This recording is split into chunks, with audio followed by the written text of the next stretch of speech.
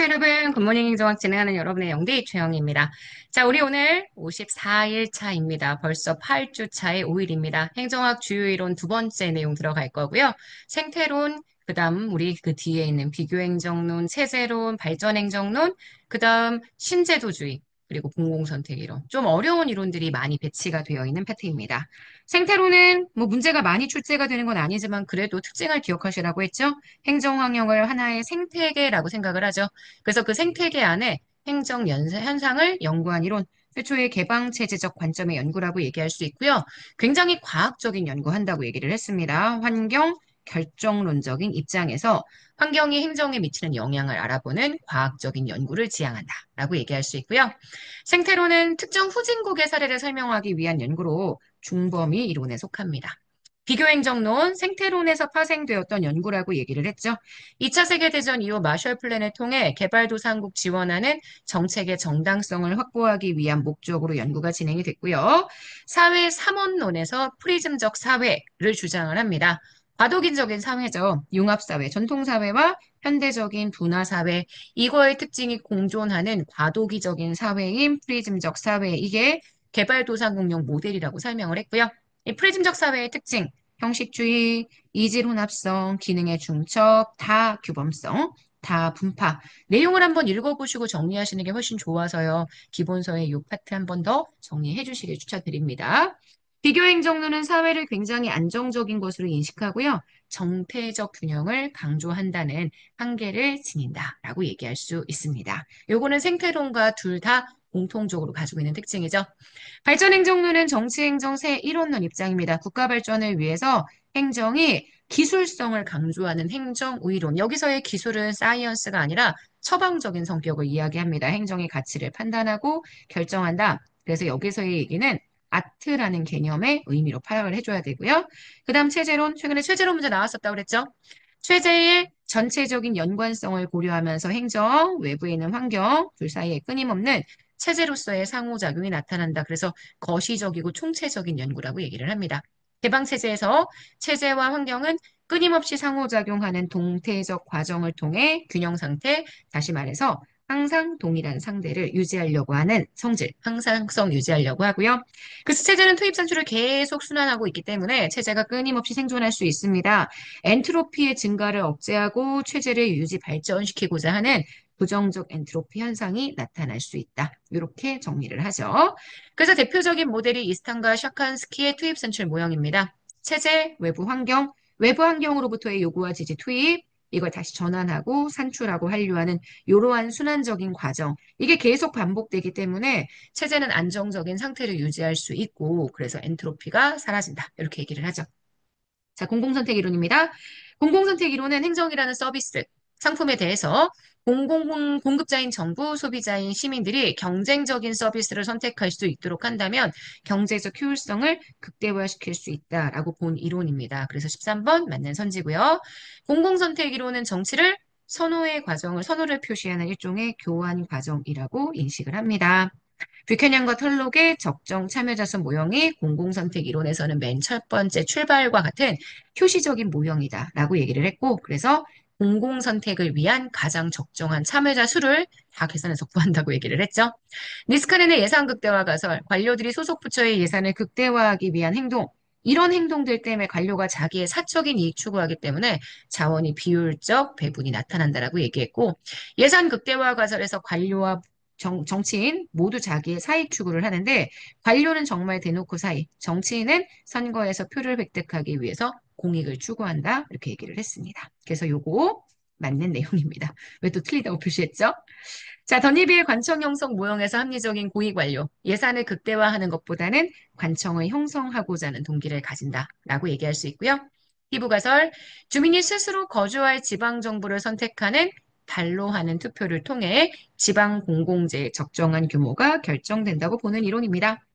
자, 티브가설은 지방정부가 제공하는 공공재의 공급은 외부 효과를 발생시키지 않는다. 이런 전제를 깔아놓기 때문에 어떤 특정한 지방정부가 공급하는 공공재를 내가 소비하기 위해서는 반드시 그 지방정부로 이사를 가야 한다. 이렇게 얘기를 했죠. 피부가설에서 모든 지방 정부는 최소한 한 가지의 고정적인 생각노출을 가지게 되고요. 이러한 제약으로 인해 최적의 근무를 추구한다. 이렇게 볼 수 있습니다. 자, 오스트롬. 자원적인 정부 조직들 간의 경쟁을 통해 공공 서비스의 질적인 수준이 높아질 수 있다라고 보고요. 오스트롬은 그래서 다중 공공 관료제, 다양한 관료 조직들이 중첩적으로 서비스를 제공하고 주민들이 이걸 선택할 수 있게 만들어준다면 행정은 효율성과 민주성까지 높일 수 있다라고 얘기를 합니다. 자, 여기까지 공공선택 이론 봤고요. 신제도주의. 네. 부제도론도 비판하고 행태주의도 비판했습니다. 부제도론보다는 훨씬 더 제도의 연구 범위를 비공식적인 영역까지 확대했다라고 얘기할 수 있고요. 제도적인 맥락을 경시하고 개인의 행태만 연구했었던 행태주의를 비판하는 맥락도 가지고 있었다. 이렇게 얘기할 수 있죠. 합리적 선택의 신제도주의, 경제학적 신제도주의, 개인의 선호는 경제학적 개인의 합리성에서 나타나게 됩니다. 제도권의 영향과 관계없이 외생적으로 주어지는 것으로 본다라고 얘기하고요. 합리적 선택의 신제도주의는 제도를 집단 행동의 딜레마를 해결하기 위해 사람들 스스로가 만드는 게임의 규칙이라고 인식을 합니다. 역사학적 신제도주의, 시간 순서에 따라 한 나라의 제도가, 정치 제도가 어떻게 역사적인 과정을 통해서 움직였는지 주로 시간순 연구, 종적인 연구를 한다라고 볼 수 있죠. 역사학적 신제도주의에서 항상 얘기하는 거, 제도는 지속성으로 한 번 만들어지면 일정한 경로를 유지하고자 하는 경로 의존성을 지닙니다. 하지만 경로 의존성을 가진다고 해서 절대 변화하지 못하는 건 아니고 혁명, 쿠데타 등을 통해서요, 결절된 균형이 나타날 수 있다. 이렇게 얘기를 하죠. 사회학적 신제도주의는 개인의 선호가 제도의 영향을 받아서 내생적 둘 다 같은 표현이죠. 이렇게 형성됐다고 봤고요. 사회학적 신제도주의는 제도가 한번 만들어지면 주변에서 제도를 동영화하려고 하는 형질이 나타나게 된다. 모방적, 강압적, 규범적 등 다양한 동영화의 방법이 있지만 어쨌든 동영화를 통해서 제도가 유지된다라고 이야기를 합니다. 자, 여기까지 선생들은 다 읽어봤고요. 기본서랑 같이 읽어주셔야 합니다. 문제 좀 볼게요. 자, 1번입니다. 비교행정의 한계. 독자적인 연구 대상을 획정하기 어렵다. 네, 당시에 마셜 플란이 일원으로 진행되었던 연구이기 때문에 비슷한 연구를 비교 정치학, 비교 행정학 다 했다고 얘기했습니다. 그래서 독자적인 연구 대상 획정이 어렵다라고 했고 환경과 행정의 교류적 관계를 경시했던 정태적인 접근입니다. 하지만 비과학화는 아니에요.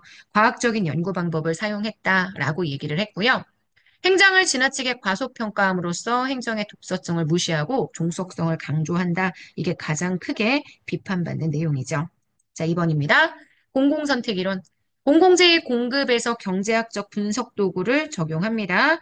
현실 세계가 효용을 추구하고 있다고 보고요. 합리적인 개인으로 구성되어 있다는 가정을 하는데 이 가정이 사실 현실적이지 못하다는 비판을 꽤 많이 받습니다. 공공 서비스를 독점 공급하는 전통 관료제는 시민의 요구에 민감하게 대응할 수 없다라고 보는 게 공공선택 이론의 특징이고요. 티브 가설에 따르면 공급되는 공공 서비스의 외부 효과는 존재하지 않습니다. 일단 외부 효과가 존재하지 않는다는 전제하에 이론들을 전개하게 된다라고 얘기할 수 있죠. 그래서 이번에 옳지 않은 선지는 지금 문제에 보시는 것처럼 3번이 됩니다. 자, 신제도주의. 제도라는 맥락에서 전개되는 원자화된 개인의 다시 이상하게 읽었어요. 신제도주의. 제도라는 맥락 속에서 전개되는 개인의 행위를 연구해요. 오히려 원자화된 개인에 초점을 맞추었던 건 행태주의의 특징이었죠. 그래서 1번 X. 합리적 선택의 신제도주의는 중범위적인 제도 변수가 개별 행위자의 행동과 정치적 결과에 어떻게 연계되는지 이거는 합리적 선택의 신제도주의가 아니라 역사학적 신제도주의의 특징입니다. 사회학적 신제도주의는 경제적 효율성, 합리적 선택의 신제도주의가 강조했었던 경제적 효율성에 의해서 제도적 관행이 채택되는 게 아니라 사회적인 정당성에 의해서 제도적 관행이 채택된다라고 이야기를 하죠. 자, 그래서 3번 이것도 틀린 선지. 자, 역사학적 신제도주의는 경로 의존성을 강조합니다. 맞습니다. 자, 그래서 문제의 정답이 되는 건 4번입니다. 자, 여기까지 해서 신제도주의까지 봤습니다. 내일은 NPM부터 시작해서요. 최신 이론들까지 쭉 봐서 저희 1장 전체 내용 마무리하려고 합니다. 거꾸로 진도 빼기 내일이 마지막이니까 내일까지 꼭 열심히 잘 들어주시고요. 마지막 법령까지 열심히 달려봅시다. 여러분, 오늘 하루 정말 여러분 거고요. 내일 아침에 만날게요, 여러분. 안녕.